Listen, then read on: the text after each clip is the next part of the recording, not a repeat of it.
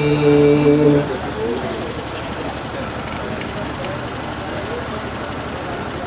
يا أيها الذين آمنوا استعينوا بالصبر والصلاة إن الله مع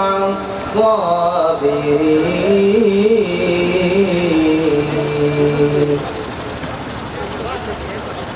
ولا تقولوا لمن يقتل في سبيل الله أموات بل أحياء ولكن لا تشعرون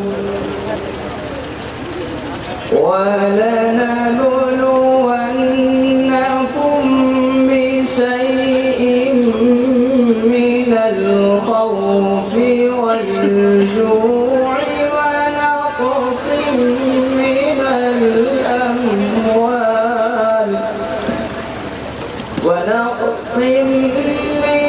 الأموال والأنفس والثمرات وبشر الصابرين الذين إذا أصابتهم مصيبة قالوا إنا لله وإنا إليه راجعون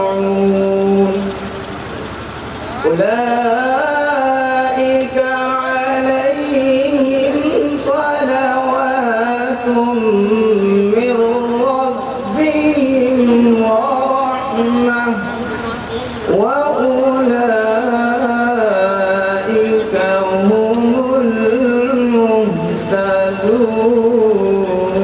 المهتدون صدق الله العلي العظيم. السلام عليكم.